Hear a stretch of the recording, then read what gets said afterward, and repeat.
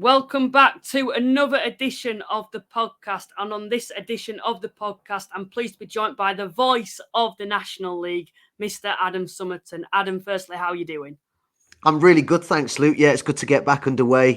Shut the cobwebs off at the weekend. Got back into it. So yeah, and I think it should be another really good season. It's got a lot to live up to, though, hasn't it? After last season. Yeah, it certainly has. You know, when you think about last season and the Wrexham Notts title race, it's going to be very, very hard to repeat that again. But I'm sure you were saying that and myself the season prior when they were Stockport and Wrexham going for it. I think it could be a very different type of season. I was kind of torn over the summer because I looked at the squads very early on in the summer as the transfer news was coming through, and I looked at it and I thought, I wonder whether we could have another Notts County Wrexham with Chesterfield and Oldham. Yeah. So we'll have to see on that one how that pans out. But as the summer has gone on and other clubs have made their signings and we've seen how it's all panned out, we've even seen how the opening weekend has gone. I'm not so sure that it will be necessarily two of them riding high at the top. I think it could be very competitive actually this season. We'll see it. We both know. I mean, we all know. Adam and I said this at the weekend. It's almost a complete folly to try and predict the National League because every year it just makes mugs of us. So I don't know why I try and do it every year. No, I've done myself, and already after the opening day fixtures, we've just been saying off air, they look silly at the moment. You know, when we look at that table in the top three, you've got Southend United, top of the league. No one would expect that. Aldershot, who a lot of people have expected to have quite another poor season. Some have actually tipped to go down. Then you've got Halifax, who on paper don't look like they've made the most astute business. It's very surprising, isn't it, how it started, but just shows how unpredictable it is. Yeah, and I suspect that you probably won't get a true idea, really, maybe of how the season is going to pan out until probably about 10 games in, I would say, is when we can look and start to see maybe some patterns forming. But, you know, as we saw with a team like Oldham last season, they had a terrible first half of the season. I think I was looking it up earlier, just over 20 points I think they got in the first half of the season, and then it was more like 40 points in the second half of the season. So, you know, things can change. When you can bring in players throughout the season as well. Obviously, squads can change quite a bit as the campaign goes on. So we'll see how it all pans out. But there were certainly some really eye-catching results on that opening weekend. I mean, who on earth could have predicted what would happen at Roots Hall? I mean, that was and then a real glut of goals throughout the division. I think it was 41 in across the division on the opening weekend, which was an unbelievable number, really. So I hope that kind of trend continues, really, as a neutral. There was only 1-0, and I think that was Woking versus Kidderminster. Kidderminster versus Woking. But we'll talk a bit about Southend and Oldham later on. But just for now, obviously, TNT Sports, as it is now, had the first game covering the National League, which was Ebbsfleet versus Rochdale. It was one that I was quite excited for because I look at Ebbsfleet getting promoted, and I think they're going to be no pushovers this season. I think they're going to be a real dark horse against a Rochdale side who've just come down into the National League for the first time. But what I feel about Rochdale and the business that they've done, they're not going to be the Scunthorpe of last season. I don't think they're going to be that poor. And I think they proved that, obviously, when it was televised on Saturday from what I saw. But what was your overall overview of that match? I thought that Ebbsfleet were fairly decent value, actually, for the victory. Rode their luck a little bit at times. I think Rochdale just really lacked that killer instinct in the final third. I felt that they actually created a few good opportunities, actually. And, of course, they hit the woodwork towards the end of the first half. So I think our conclusion in commentary was that despite the fact Rochdale lost the game, I think that McNulty would have taken positives from it in the manner in which they played, the fact that they did create some chances. I think we saw some decent performances from some of their new players. It isn't wholesale change from last season. I think there were 5 new signings in the starting 11. But from an Ebbsfleet perspective, they only named 2 new signings in their starting 11. They've got genuine continuity from the team that waltzed National League South last season. I was very impressed by them. I'm very impressed by their manager, Kutrib. I'd be amazed if we don't see him coaching in the Football League or if he goes back to Germany in the higher levels of German football. He really impresses me a great deal. And I just liked the way that they played. You could see what they were trying to do. And I suppose you would expect that because they can just kick on from where they left off, really, last season. But I agree with your sentiment. In fact, Adam Virgo said it as well on Saturday. He thinks that, I don't know if he used the phrase dark horses, but I would, that I think you could attribute that to them. They're a side that I would be surprised if they didn't be in and around the playoff places come the end of the season. That would be my assessment, really. Yeah, I put it to them 12th. And I think when we look at the league as a whole, yes, we've lost Notts County and we've lost Wrexham, but I actually feel that the league as a whole, all 24 teams, are stronger than last season. I don't think, like you've mentioned, it's going to be as competitive first and second, where two sides are going to get over 100 points. But that's very, very rare as it is anyway. But I feel like we look at Barnet, Boreham Wood, Woking, Eastleigh, even sides who winning around the playoffs last season. They've not got weaker, they've only strengthened.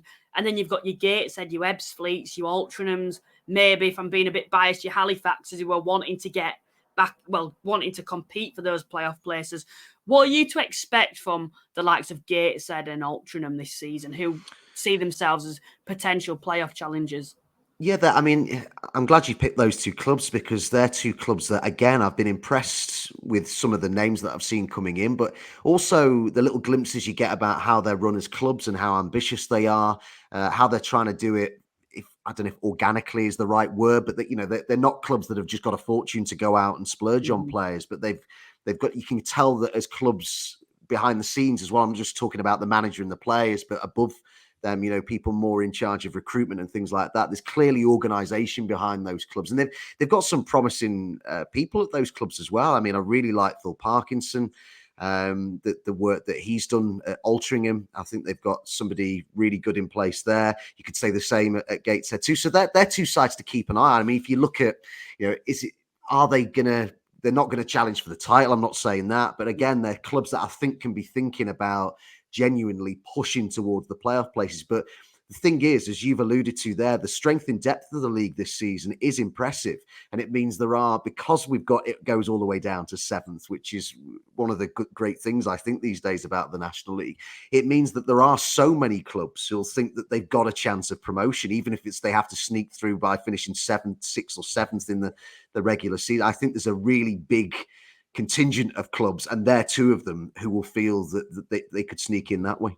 Yeah, they certainly will. I know Gateshead, when they were bringing in players, they've just brought in Billy Chadwick as well, who was very, very good at Halifax. He's come on loan from Stockport. You've also got Altrincham, who retained the likes of Con Clark from last season, who was very promising on loan from Fleetwood. For them to get him on a permanent just shows that I think Altrincham are going places. They've gone into that full-time module now, and they are wanting to make that step up where they're not just a side that's happy to be in non-league. They want to have those ambitions to get into the Football League in the future.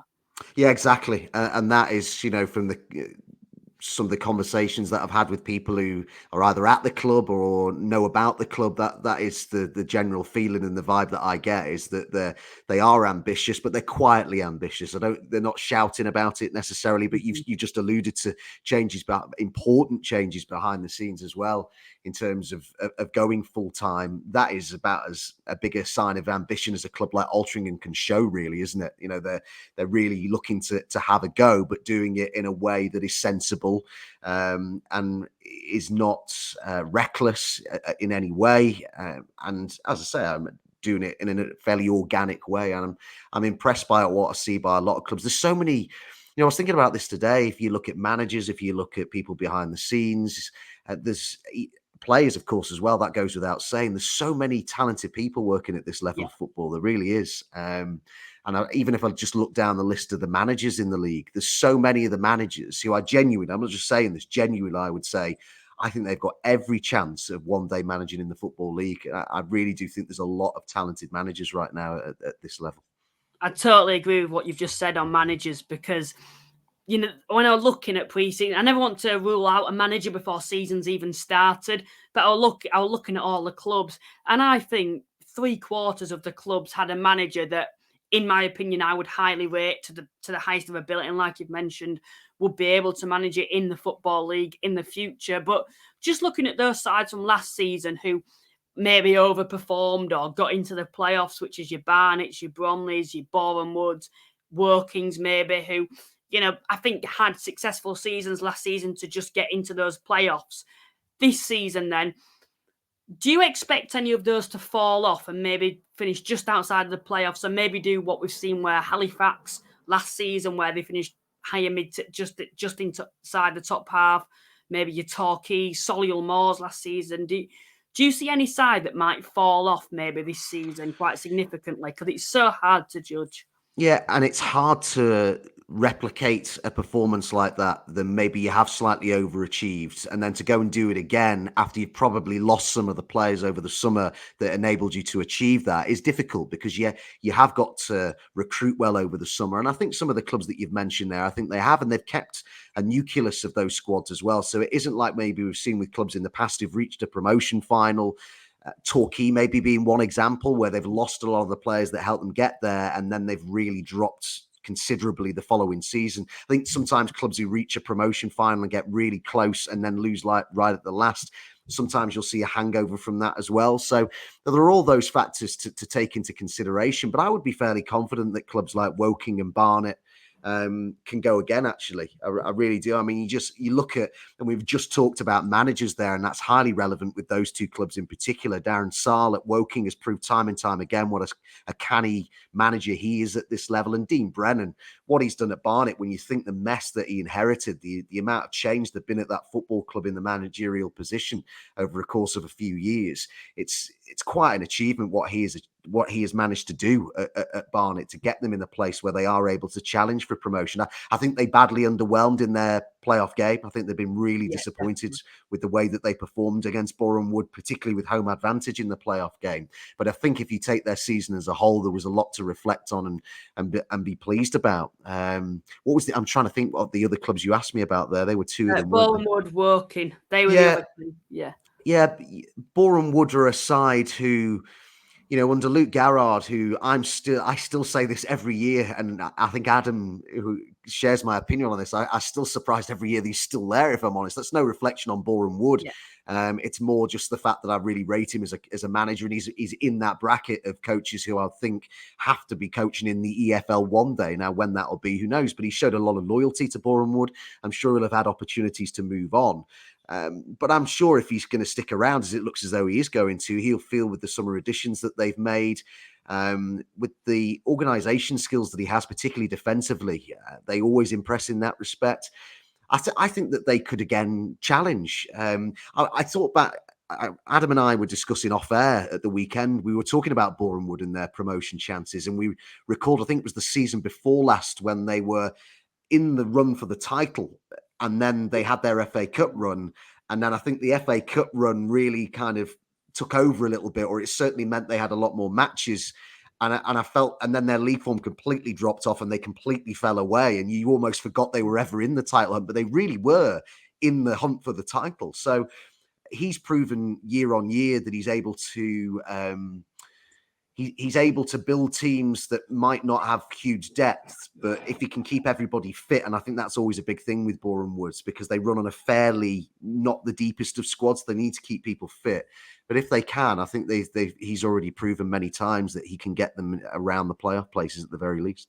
You spoke about depth with Boreham Wood, and I do think one thing this season is they're still not the biggest of squads. I agree with you on that, but I think they have actually added to it with more depth. There aren't many players off the top of my head that I think have left and a significant losses for Boreham Wood, nor is there for Woking or Barnet, apart from De Havilland at Barnet and Daly, who's left Woking. That's just off the top of my head. But just on the topic of Boreham Wood, they've just added to it with so much quality. I'm looking at Boreham Wood and I'm looking at Musa Gaff, who's coming from Dagenham, a quality midfielder. Yeah. And I do think that, like, going forward, Appy is coming as well. But I do think going forward, the players like Unlove are just going to get better this season. I think he got just into double digits last season. But I remember when he played against Halifax, I thought he looks like a quality player, big, bulky lad. I do generally feel that Boreham Wood, once again, a side that will be competing in the playoffs and maybe aiming to try push into those top three potentially. I think one of the words, footballing type words you'd use to describe Unlove is a handful. That you hear that phrase said a lot in football. He's a handful, and he certainly is. But they've signed another one as well, haven't they, in Abraham, who hasn't got a big goal scoring record behind him. But what I saw briefly of him last season, I thought there's a player in there. Now, it's one thing doing it maybe on a one-off basis as I saw him, but can he do it consistently? That's always the challenge, isn't it? So we'll see what impact he can make. I mentioned about them needing to keep players fit. A prime example of that is Balanta. If he stays fit, we all know what he's capable of at this level of football with his creativity and his goals and his leadership. So he's so important to them. But, the old stagers who seem to have been there forever at the back, they're still there, aren't they? Someone like Fifield, Stevens, Ilasami, and then you've got players like Cox and Kelly Evans around that as well. So I think they'll be good again defensively. And they've got a bit more firepower too. So let's see what they can do. Again, they're another one of those sides who will be ambitious this season. The final one just from those playoff teams last season was, of course, Bromley. Obviously, Chesterfield, but we know about their ambitions and we'll talk about them a little later. But Bromley were that final team.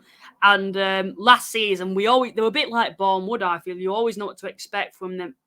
They'll always be in the top half every single season. They're a big physical side, not the prettiest of footballers. They've got 2 proven goal scorers going forward, and they've got a proper spine of a team, which is what you need in this division if you're wanting to compete year on year. The concern that, from my personal opinion, my concern for them is they've lost Omar Sawamyu at the back and replaced him with Kopeka, who's come from Maidenhead. And I think, there's big boots to fill there. Omar Sawamyu's definitely for the last couple of seasons been one of the standout centre-halves. Harry Forster was a young wing-back / winger, could play in both positions. He's, of course, gone to join Crawley as well. And they haven't really, they never really splashed the cash, Bromley. They're not that sort of club.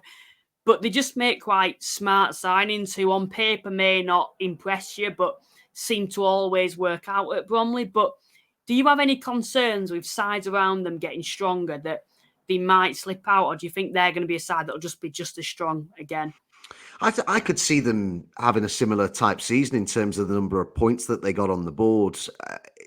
You've already pointed out the fact that they've got 2 proven strikers at this level of football. I mean, the consistency showed over so many years now by Cheek in particular is quite astonishing, really. I think it's 8 seasons in a row now he's been in the National League. He's been his club's top scorer in those 8.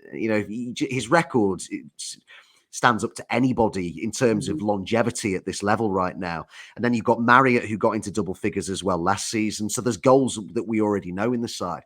I think one of the things that needs pointing out as well about Bromley is, we talk about well-run clubs. They are a shining beacon in that respect. And one of the reasons I say that is what they do with their youth system, which they're very proud of. They always give young players a chance. And again, there's several of those around. I mean, we look at someone like Jude Arthurs now, who's 22 and is very much an established first-team player. I think they see him as a real sort of example to follow for a lot of their youngsters that they have coming through. I think Sablier will be around again this season. He's 20 now, so will have matured a bit. Let's see whether he can make more of an impact now. And they've got a 19-year-old on loan from Millwall who's well thought of, a Coley. At Millwall, he's got Webster there with him as well, who of course is at the other end of the age spectrum and can help him kick on. So I just love the way Bromley do things. Like, yeah, it isn't the most attractive style of football. I would agree with that, but the way that they have the community using their pitch as well. I mean, that's such an undervalued thing, how important that is for their local community. They are a community club too. And for them to get a first ever EFL promotion, the way that they are run would be so good to see. It really would. But I do think they've got every chance. Again, I don't see them challenging in terms of the title. I'd be surprised if that were to happen. But I think that they can, I seem to be saying this about every team, but I think that they can be confident of challenging for the top 7. Yeah. Yeah, just a side that just finished just outside of the playoffs last season, and I think we're quite shocked that they did so well. In previous years, they'd been in the playoffs, but last season there were a lot of off-field issues that we all seem to get an idea in our head was going on. Of course, the owner's come in now, new owner who was at Sunderland and previously the owner of Eastleigh. But of course, it is Eastleigh that I'm talking about, who just finished just outside of the playoffs. They're a side that I think could be seen as a dark horse to maybe not just compete in the playoffs, but maybe push for the top 3 with the signings that they've made this season. Enzo Baldwin, I can't rate him highly enough when he was at Notts County, got that move to Sutton, and I think he's quite a big loss for Sutton this season. Paul McCallum, we all know what to expect. He's a bit like Cheek, or every season, probably apart from last season. You always know that he'll guarantee a side goals. And going further down the field as well, the centre halves that they've brought in, the midfield, and they've kept, like I said with Bromley, they've kept the spine of the team together. They must be a side that I would assume that you'd be expecting to maybe do one better this season. Well, they've got a good manager as well, haven't they, in Bradbury, who's made real progress there. In fact, probably quicker progress than many people might have expected. They've gone under the radar a little bit, maybe. It's easy to forget really what that club has gone through and how its whole outlook has changed so much over the years. When I first started covering the National League, they were like the money bags team. They were the team that were chucking around money, and people were saying, can they get into the Football League? What a story this is. Are they trying to buy success? That seems so far away now, doesn't it? The approach had to change with the change in ownership. And I think it's more sustainable. There's more maybe longevity to the way that they're trying to do it now. The problem is that you've got a lot of sides who are on a similar level. I think I don't quite share your level of optimism about them. I'm not saying that I don't think they can challenge for promotion. Again, it's one of those clubs that are, around the playoff places potentially, but they've got a lot of firepower there. You've mentioned somebody like McCallum, who's the one that sticks out for me the most in terms of looking at a proven track record at this level. There's others that we could mention too. I think Quigley is somebody who we've seen score a lot of. I think he was a National League top scorer, wasn't he, a few years ago? So, he was, yeah. So I mean, there is genuine firepower there as well. I like Wabuke, who they've got in central midfield. I've been impressed with him when I've seen him before. He's got real athleticism and power and drive in that midfield. So, yeah, I think you're right to point them out as a side who will feel that they can make progress again this season as well. This conversation is just underlining and underscoring how competitive this division is again this season. Yeah. And I tend to agree with what you said right at the start of this chat about the fact that if you look down the league in terms of the league strength in depth, it's probably as competitive as I can remember it in some ways. And also, I can't recall a time, someone might correct me, but I can't recall a time where I've seen more players from League One and League Two deciding in their late 20s and early 30s, not in their sort of late 30s, where it has happened in the past, and maybe 19, 20 when they're trying to find a way back up. But players who you might consider to be in the prime, or certainly just coming out of the prime of their careers, deciding that they want to play at this level of football. And that's testament again to how the standard has improved, and also the ambition of many of the clubs who play at this level now.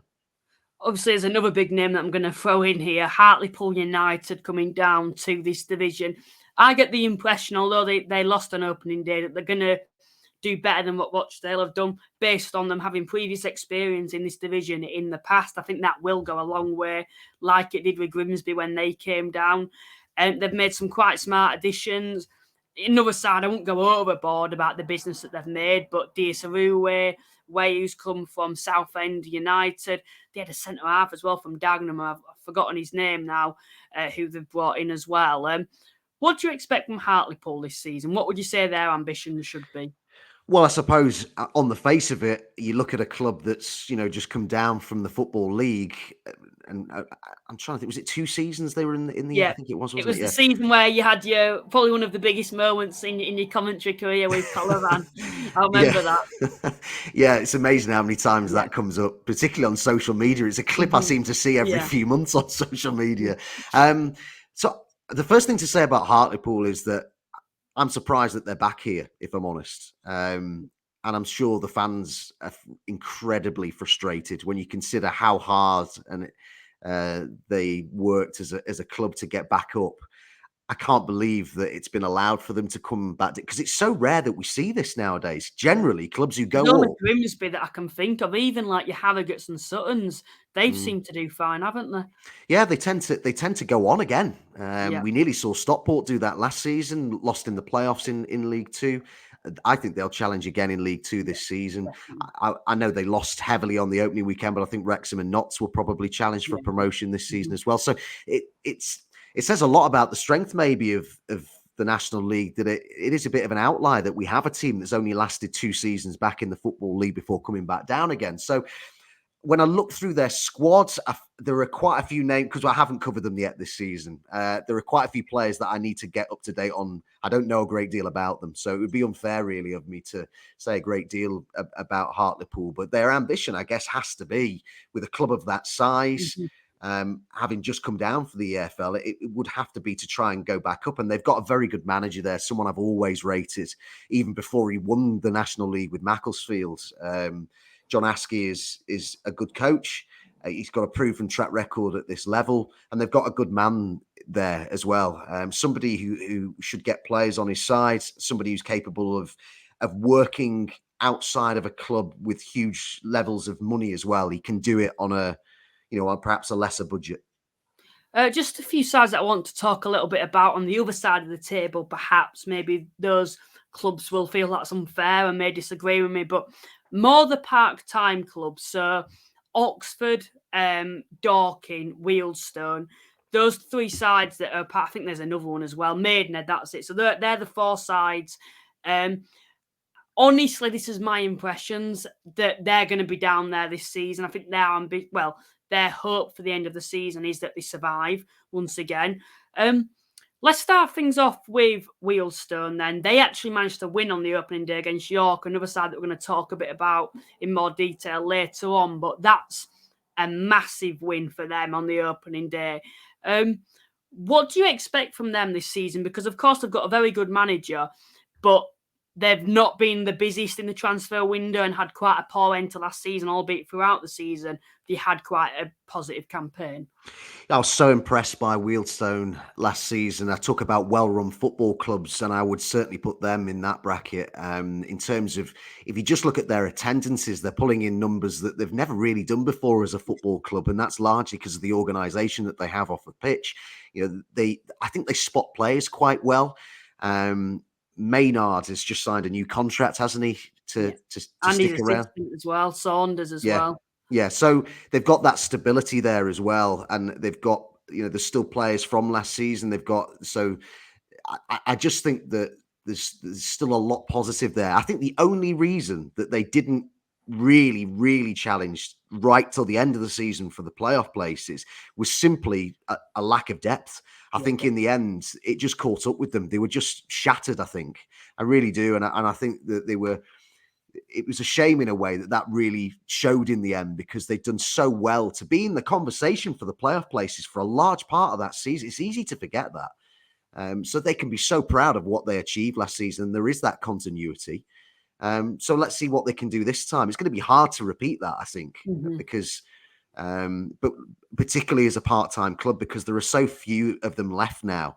This is an almost full-time league now. There's only a few remaining, and for those clubs, I think it probably gets more difficult every year. I've just talked about the fact that I keep noticing more and more clubs, particularly those that we expect to challenge for the title.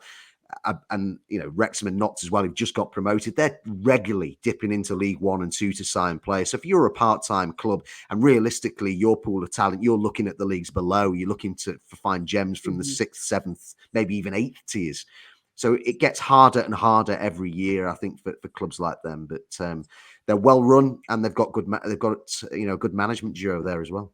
So, of course, Dorking, probably one of the most eccentric clubs in this division. I'd probably put it down to a side that I would suspect you enjoy covering. Absolutely, yeah.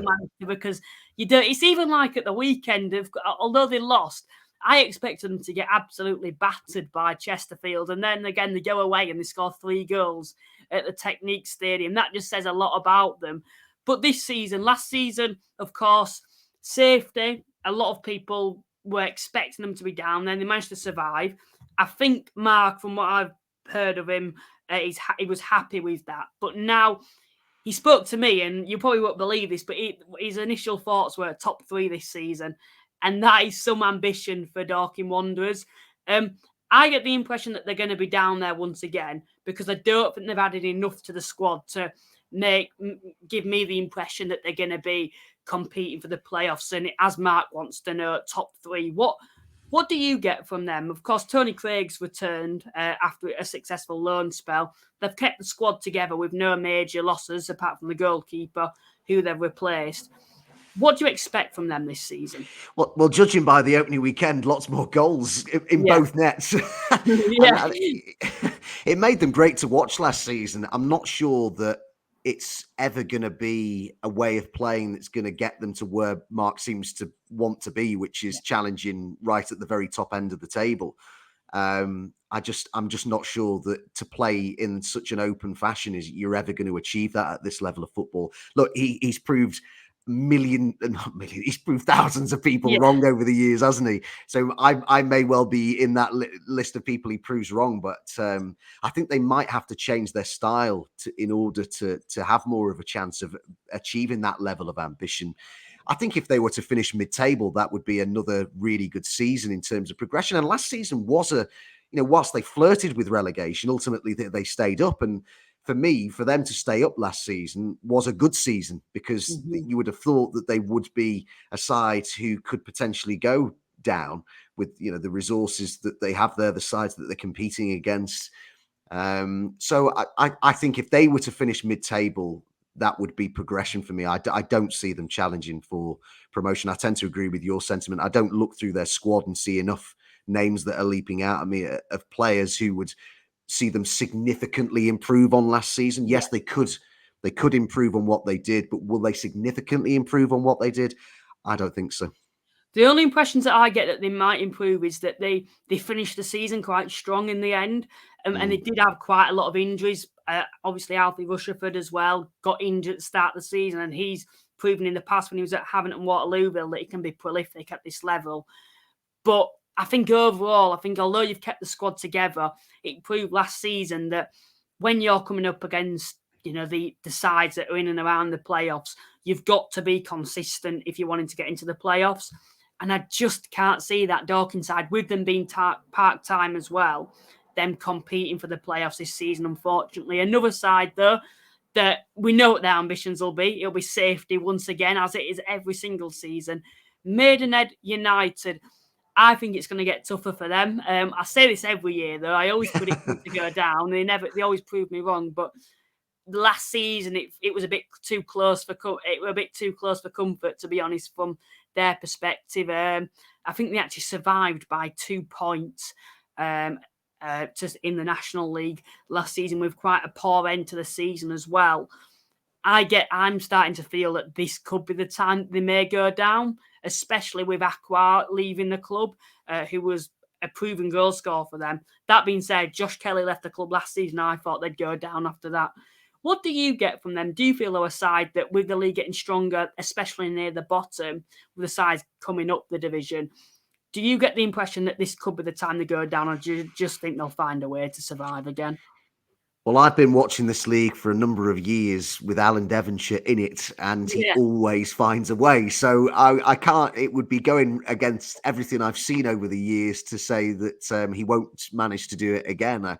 Adam Virgo will always refer back to the time he predicted they would go down, and Alan Devonshire reminded him on a couple of occasions that he'd got his tipping wrong on that. So I think if he's very important to them in terms of the glue that holds it all together, I think if he were to leave, then I think you would look at it and be more concerned. But I don't think that's going to happen. They haven't really added a massive amount to last season. I'm just looking at their strikers. They've got Mikulski, Show Silver, and Parsons there. Parsons is only 20. They've kept quite a lot of the players from last season who just about got them over the line. I think it'll probably be a close run thing again, but I would say that they might just about stay up. But I can't see them being, in mid-table again this season. It'll probably will be another. But then, that in itself, just to stay up when you're a part-time team at this standard of football now, years ago, it wouldn't have been. But now, if you're a part-time club at this level of football, you're up against it from the word go. I mean, for the manager as well, you've got your players, 2 nights a week, potentially. Some have a hybrid, don't they, where they have them a little bit more. But you compare that to, teams like Chesterfield and Oldham with the resources that they've got and that they're spending, and the players and the depth of squad that they've got, and the amount of time the manager has with the players. it's just not a level playing field, is it? So it's very, very difficult for someone like Alan Devonshire. It's why I love this league, is the fact that even last season you'd have your Wrexham, your Notts, this season Chesterfield, Oldham, and then on the other side you could have Dorking, you've come out of nowhere, Maidenhead, Wealdstone. It's got a lot stronger, and I think these part-time sides have themselves, and they understand that it's hard to compete, but they adjust to that, and that's why I think they always seem to find a way. Last season, I don't think one part-time side actually went down. They were all quite big clubs who actually went down last season, all former Football League sides.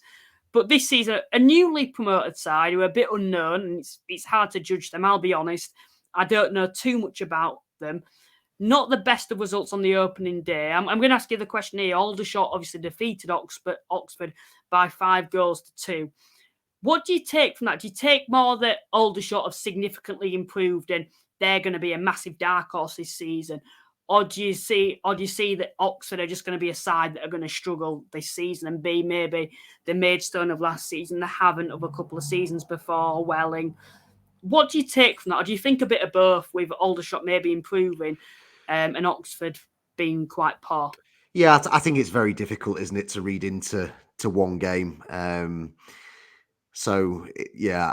and again, like you, I'm not going to sit here. I'd never sit and try and claim I know something a lot about a team that I don't. The thing with Oxford as well is when you look at the fact, obviously they've been through a playoff campaign, which hampers you in terms of getting that early recruitment in, trying to get a head start. And then if you look at, I think I'm right in saying, I think they finished 25 points behind Ebbsfleet last season. Yeah. So that shows you that, whilst, yes, they got promoted through the playoffs, and congratulations to them. I think it's an absolutely brilliant achievement, by the way, what they did going up and the manner in which they did it as well. It tells me that if you finish 25 points behind the champions, that unless you spend quite a bit of money in the summer, you could well be up against it in the higher league. So we'll see. We'll see what happens. We have seen plenty of teams come up from the 6th tier and surprise people. So let's see what they can do. But it was a worrying start. I think I'll say that, to lose 5-2 to a team who were pretty poor last season for large parts of the season. That would be a big concern. Aldershot, though, on the other side, and this is what I was thinking about last season and them struggling, and they're always a side to me that I think always, they never think, yep, safety's what I want. I feel they're a side that want to be in the Football League, the fan base anyway, that is, with them being a former Football League side, and I think the fan base behind them as well, they want to be competing for those playoffs. This season, it feels like there's a lot more positivity going around the club. And I do think it could go either way, although they have won. They've brought in a load of new players. Yes, they've lost a few star players, but they've brought in, essentially, I think, a new team with a lot of players coming from the lower leagues, from Kings Lynn, especially with the manager in Widrington. 2,500 turned up on the opening day for Aldershot, which I think was the largest crowd they've had since they've been in, and since they were last relegated from League Two. So that says a lot about that the fan base is clearly behind Widrington, the manager. What do you expect from them this season? Do you think with those players that they've brought in, it could be a case of maybe pushing for the playoffs and being that surprise package of when it was Halifax a few years ago, or even your Eastleigh, who did quite well last season? Or do you think that do you still feel that they might still be in that same position in 10 or 15 games' time where they're just trying to survive again? Well, it's a great point that you make about how well supported they are, and because it's not that long ago at all that they had back-to-back playoff campaigns. Really, you don't have to look back. I can't remember what positions they finished in, but I think it was 6th or 7th around that. I can remember being there for playoff games. So, that has to be ultimately the ambition, is to be challenging again. And getting right up there. Will they do it this season? I find them hard to assess right now, because you've said it's nearly a new team, and I don't think you can read too much. Yes, it's a great start, and you can get a lot of momentum with a result like that. You can start to really build. But let's see. Let's see where they are after sort of 5 to 10 games as to what sort of results they're putting on the board. I think we'll have a better idea then. I think there's quite a lot of the squads in the National League this season that haven't had necessarily that wholesale change that I can remember seeing quite a lot at this level of football. There's quite a few of the teams that have kept squads not entirely together. That's never going to happen, but they've kept a fair nucleus of the team. But this is one of the teams that's had probably one of the biggest overhauls, and you could argue it needed to as well. So perhaps there is that really helps, though, I think, because it has been a tough number of years there. And I think that it did feel a bit stale to me as an outsider looking in. And they maybe needed that refresh. And let's see what they can do with it. Three sides that I think have also got ambitions to get into the playoffs this season. And I think there is 15 sides I would put out there that all see themselves as genuine playoff contenders. And it's Dagenham and Redbridge. Every season, we always expect them to be in and around the playoffs. They're always that underwhelming side or just miss out. Solihull Moors were probably, apart from Scunthorpe, were probably the most underwhelming side last season, I would put it as. And then you've got Halifax as well, who, apart from last season, the past 3 seasons prior to that, were underwild, were always in and around the playoffs. Last season had quite a poor league campaign. It looked quite good come the end of the season when we got to the FA Trophy final and won, and also managed to finish 11th. But it wasn't that pretty throughout the season. There were a lot of talk about us being relegated that season at times, albeit we were never really in any real concern of going down. But you've got Halifax, Dagenham and Solihull there, 3 sides that I think all want to be in the playoffs come the end of the season, or at least competing for those. Firstly, we'll start with Dagenham. What do you expect from them? Because they've brought in a lot of players from the Football League, and obviously Ben Strevens has had a full pre-season behind him now of his own players brought in. What's your expectations for them? Yeah, I think I look at all 3 of those teams and I see them finishing quite close together, actually. There's a lot of similarities there. I like Ben Strevens. I really like what he did at Eastleigh. I think he's a proven manager at this level. Yeah, he's not won the league, but I think that he's done good things in difficult circumstances for the most part at Eastleigh. I always felt that he got more out of them than perhaps he had any right to do so, really, when you looked at the squad and the resources. So I think they've got a good man in place there. Yeah, I mean, there is promise in the squad. There are people who've stayed there from last season as well. I just looked through their squad and I'm not convinced, as I could maybe say these almost exact same words really about all 3 of the clubs you've just mentioned, whilst I see managers who make me sit up and take notice, who I think have got bodies of work behind them. But I look at the squads and I think they'll just fall short in terms of the playoff places. Not any of those clubs really convince me that they could put in a genuine challenge. I could be proved wrong. You never know. You could just have a really, really good season. Players can exceed expectations, as I've just alluded to. Ben Strevens has done that with clubs with Eastleigh previously. So, yeah, I don't know. I'm just not convinced that any of those teams will really challenge, to be honest. I had Dagenham and Solihull to struggle this season. I think you had Dagenham 16th. They've obviously lost Robinson. As the season went on last season, they lost quite a lot of players. Marias obviously left the club. Belanta's left this season as well. Paul McCallum's now left. He wasn't actually there for the second half last season, as he was on loan at Chesterfield before being sold this campaign. Solihull, they've of course lost Andrew Dallas. Corker, I think it is, at wing-back's gone. I think there were another Callum Howe, that's it, who's left, who I think is a big loss for them too. And there's also rumours about Joe Sabara being out because of illness as well, which hopefully he would return soon. Well, hopefully he gets well soon. That's what I'm going to say on the matter, because you never want to see that in football. But I had them to finish, I think, 18th and Dagenham to finish 16th, and maybe biased here. I had us to finish 9th, as I had a feeling of optimism, like I said, off air about us. I'll just ask you, what is it about Halifax do you think that sort of turns you off and makes you think, nah, I can't see them getting in? Because my concern is goals this season, like it was last season. Yeah. What would your major concern be? Would it be goals? Yeah, I mean, that's a factor. I like Ali. I like what I've seen of him. He certainly provides X factor that they didn't have enough of for the whole of last season. I felt the limited number of occasions I saw him, I felt he was somebody who might do that and could do it on a regular basis when his feet were more under the table at the club. I just think there was a level of there was inconsistency from them at times last season. A magnificent achievement to win the FA Trophy, by the way. I thought that was fantastic. And I think that there were, the manager Millington, I think he probably made a lot of people maybe reassess their opinions of him, because I think there was a time, well, a number of times during the season where it got quite vocal and at times a bit nasty about it. Yeah. That's our fan base all over, to be honest. But I know there were spells in the season. This is my honest opinion. Start season very positive, because I thought as an assistant he did very well under Wild, and I think didn't get a lot of appreciation that he deserved, and Wild sort of stole the spotlight. Start the season, not the best of starts, then improved towards Christmas time. And then we went on a downward spiral again. And then everyone was calling his name, the chance of Millington out, which you never really want to see in football. But the chairman stuck with him. And then our season was sort of fading out. We felt like we were probably just about going to survive. And then we sneak through FA Trophy, and we never felt like we deserved to be in that semi-final, although we did win every single game away from home.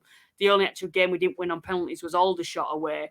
And then we went to Altrincham and then somehow managed to win there when we were second best for the full 90 minutes and then win on penalties. And ever since then, our season just turned around. I think since Chesterfield away, which I attended, and I remember I wasn't even 16 then, and that was actually March time, we haven't actually had a defeat in the league. And losing to Chesterfield away from home, there's no shame in that, I don't think.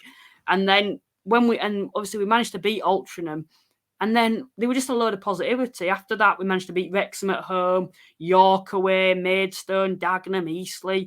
Managed to win and draw those games. And ever since, it's been all positive again. And we have kept, I think, the spine of last season together.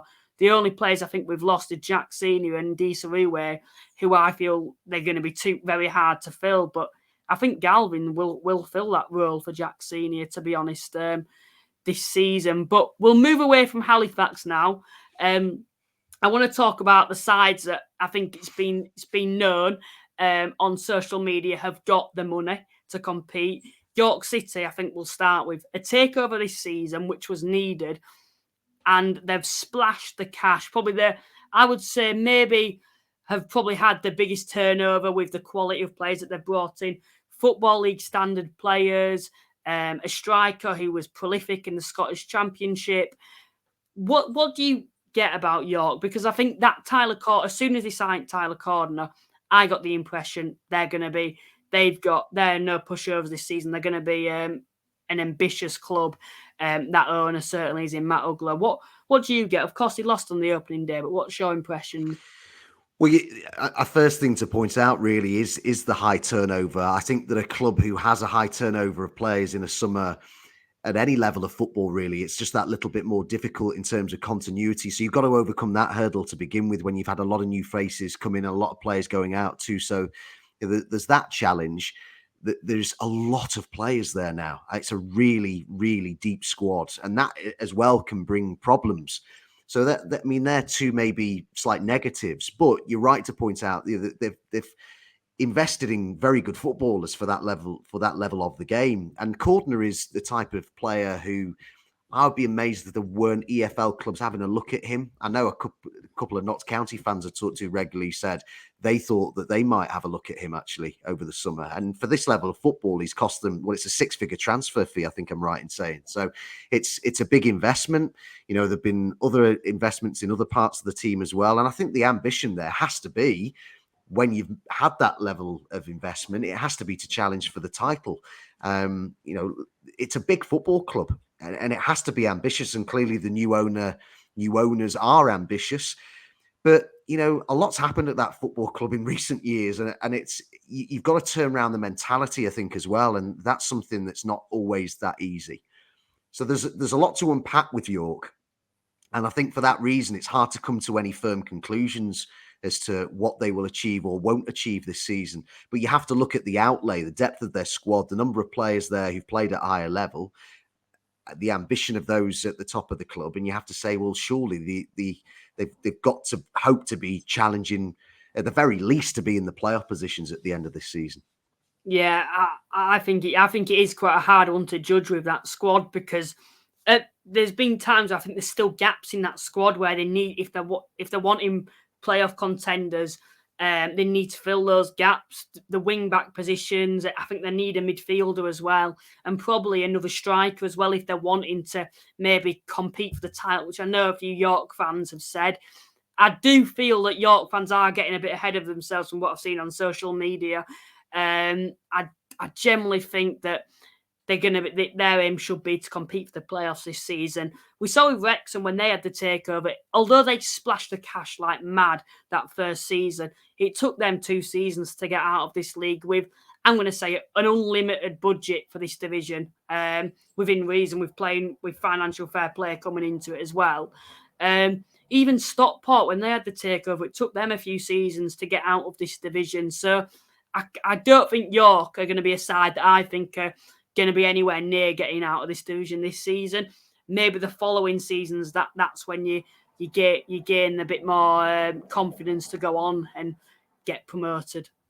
I think there's, like I said, there's a lot to unpack. There's a lot to unravel, and you can't just click your fingers and expect to, just because you invest, in quite big money for this level of football in some players, that it's just simply going to happen straight away. There is a process. Having watched this level of football, and you've just alluded to it there, really, you've explained it really nicely. There is a bit of a process that you have to go through. It's such a long season as well, 46 games, and it's a really competitive, tough league to get out of.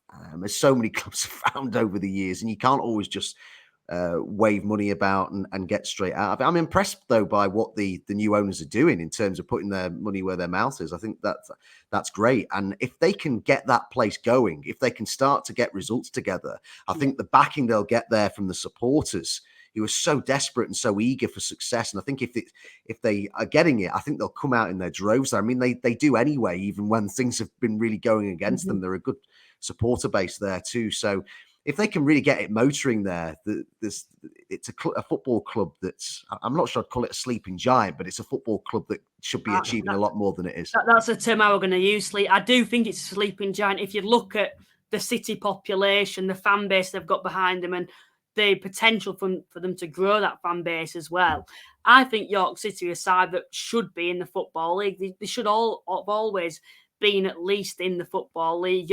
2 sides I forgot to mention before we do come on to Oldham and Chesterfield is Fylde and Kidderminster. What are your expectations of those 2 sides? Well, I saw Kidderminster when they won their National League North playoff final. I covered the game, and they were much the better team against Brackley. Brackley were really, I couldn't believe how disappointing Brackley were when you considered they had home advantage. Kidderminster were comfortably the better team. I liked the way that they played.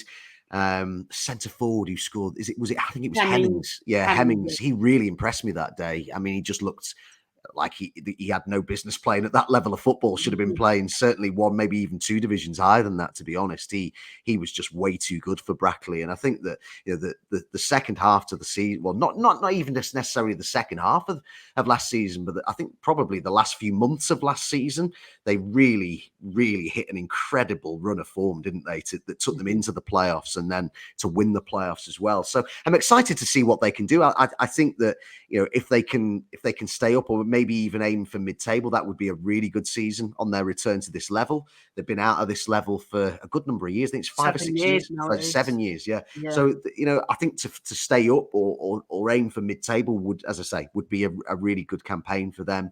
And Fylde haven't really looked through their squad as yet, so I haven't looked at the names that they've brought in, but they're a club who, when they were previously in the National League, they showed a lot of ambition. I can remember commentating there in a playoff game. I think it was a final even against Salford. Yeah. So they're a club who in the past, under the same ownership, have shown a lot of ambition. I know it's always been a frustration of the club that they can't seem to pull in the numbers in terms of supporters there, despite the outlays that they've been financially. The stadium's lovely.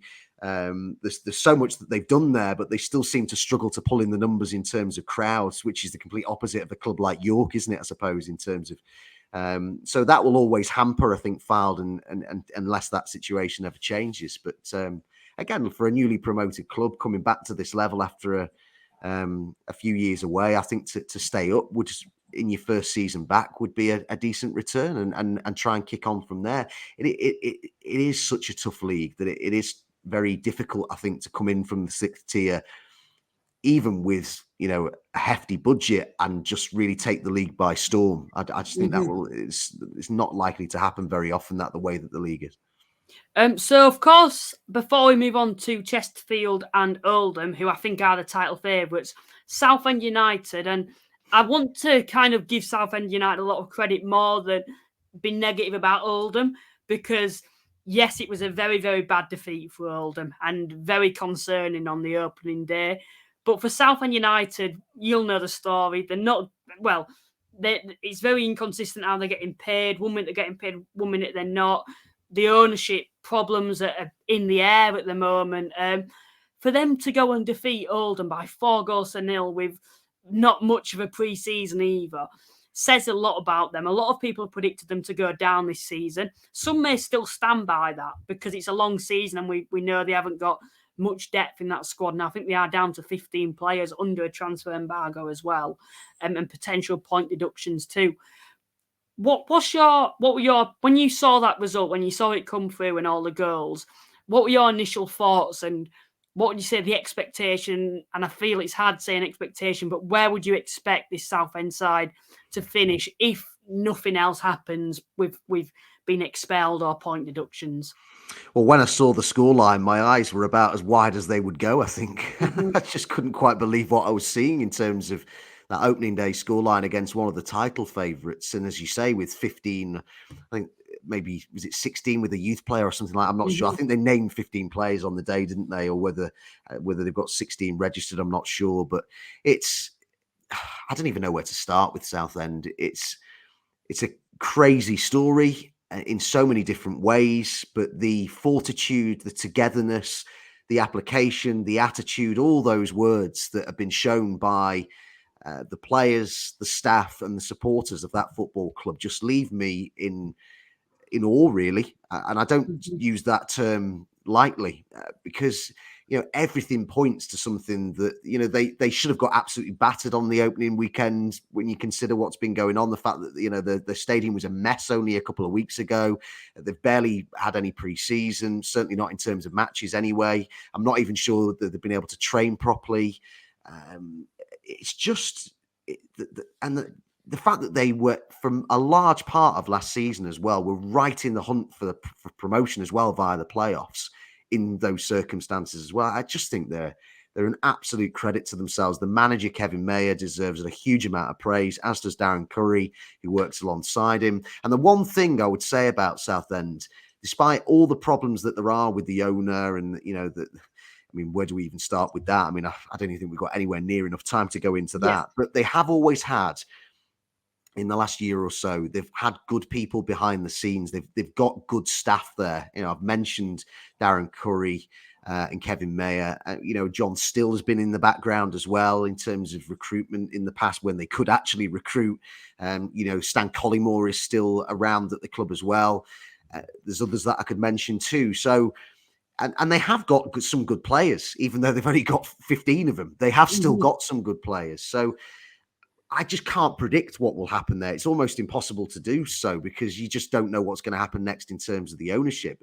There's no way that a club with 15 players can be thinking about anything other than surviving realistically, because it's just, you only have to have a handful of injuries and suddenly you're down to barely being able to name any subs. So, I just hope it sorts itself out, to be honest. Absolutely. Yeah. The supporters deserve a lot better than they're getting. And I really do hope that that there is some light at the end of the tunnel for them and sensible solutions can be found, because it's dragged on so long now as well. No supporters, football clubs mean everything to a lot of people. They're just so important to some people's lives, everyday lives. And, for those supporters to be in almost constant fear that the football club that they love, that has been part of their lives for generations, could just disappear. They deserve better than that. They certainly do. So just quickly on Oldham and Chesterfield then. Both sides have spent a lot of money. I think especially Oldham. Chesterfield have kept that side together from last season and then added to it with 4 or 5 players in the likes of Naylor, Will Grigg, Tyra at the back. Oldham have brought in quite a lot of new players. But both have got 2 well-known strikers in the EFL in Will Grigg and James Norwood. In my opinion, I'm more confident that Norwood will be prolific for Oldham than Will Grigg will be for Chesterfield, purely based off Norwood got into double digits last season. Will Grigg hasn't been prolific and got into double digits in the past 4 seasons. Who's your title favourite then out of those 2? Who would it be for you? It would be Chesterfield for me. I felt they were very unlucky to lose the promotion final. That could easily have gone either way. And I don't think there'll be a hangover from that because I don't think Paul Cook will let that happen. I might end up being proved wrong in that. We've seen hangovers in that respect, but I think that their squad is too good for that to happen. There's a tremendous amount of firepower for this level at both of the football clubs. You've mentioned 2 names there who've come from the Football League to come into this level, both of whom should feel that they can score a lot of goals at this level. But around them, you still got a lot of other players who will feel they should be getting it maybe into even double figures as well. I'm really excited by Chesterfield. They would be my tip to win the league. I just think, you look at the fact that they've kept a lot of the players from last season. So there's that continuity that I've talked about there as well. They've got that with the manager too. You've got players who've done it at this level. I'm just looking through their squad list now. A name that jumps out from the defence is Palmer, who's been there and done it with Stockport. I think Jeff King's one of the best players in the league, in my opinion, certainly one of the best attacking fullbacks. I put Colclough in the bracket of one of the best sort of wide players in the league too. Mandeville has really come to fruition and kicked on and developed and matured over the last couple of seasons. I can see him being very influential again this season. And then you've got someone like Dobra too, who should be getting into double figures, maybe even for goals and assists if he plays to his potential at this level. There's experience in the midfield with people like Oldacre, Jones, Banks. They for me, they have to be the title favourites. Yeah. The only worry I would have with Chesterfield is that they give teams a chance too often. I think they can see too many goals, particularly at home, actually. If you look at home, and that it was evidence of that the weekend, they do concede quite a lot of goals. And that would be, I think they struggled a bit at times for that balance maybe last season. And whilst it's only 1 game that we've seen so far this season, it looks like that. And again, it is only with 90 minutes evidence that could be a problem again. So I wonder with Oldham, and I don't know what your thoughts are.